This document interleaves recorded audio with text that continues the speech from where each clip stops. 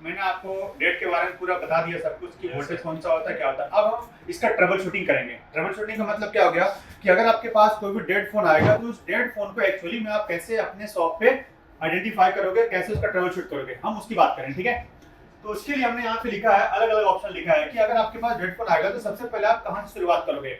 ये डिपेंड, जो मैंने लिखा है चार्ट ये लिखा है कि आपके पास साधन क्या है उसके हिसाब से। जैसे सबसे पहले मैंने लिखा है कि आप अगर आपके पास आई चार्जर है तो सबसे पहले आप उस मोबाइल को कहां पे कनेक्ट करोगे, आई चार्जर पे। आई चार्जर पे कनेक्ट करने पर आप देखेंगे कि उसके अंदर एम्पियर का कंजप्शन क्या हो रहा है। एम्पियर कंजप्शन क्या हो रहा है, एम्पियर कंजप्शन जैसे मान लो कि आपका लगाने पर 0.0 है या लगाने पर 0.01 है, 2 है, 3 है, इस तरह से बढ़ रहा है, या आपका 1.1 इस तरह से, मतलब कुछ ना कुछ एम्पियर है या नहीं है, ये पहले आपको यहाँ पे चेक करना है। अगर ये है तो, अगर ये नहीं आपके पास या इसे आपने चेक कर लिया आपको कोई रिस्पॉन्स नहीं मिला तो फिर आपको चेक करना है मदरबोर्ड का कंडीशन।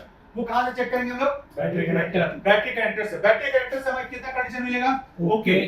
फिर क्या मिलेगा हमें, और क्या मिल सकता है, और क्या मिल सकता है। तो ये 4 कंडीशन में से जब तक हमें ये वाला कंडीशन नहीं मिलेगा तब तक हम आगे नहीं बढ़ पाएंगे, क्योंकि यहाँ पे क्या है, हमारा शॉर्टिंग लीकेज और ओके कंडीशन है।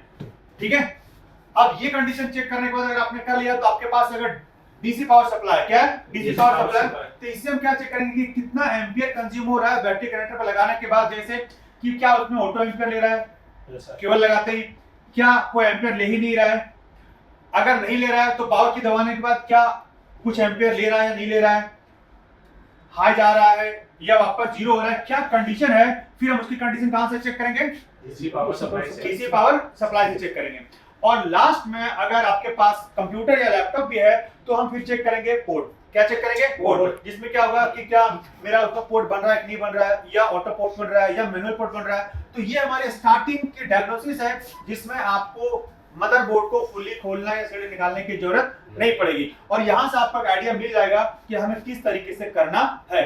अब जैसे मान लो हमारे पास एक स्टूडेंट का फोन सोनू का है जो कल कुछ किया और फोन हमारा डेड हो गया, सीपीयू निकाला, फोन क्या हो गया हमारा डेड हो गया। तो अभी इस फोन के कंडीशन को चेक करेंगे कि उसके सीपीयू निकालने के पहले ऑन था लेकिन बाद में कैसे उन्होंने उसने डेड किया।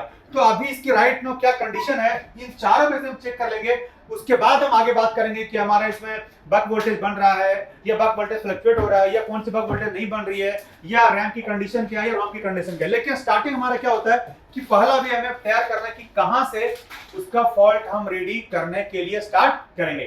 क्लियर है, तो ये 4 ऑप्शन है जहां से हम लोग स्टार्ट करेंगे। ठीक है।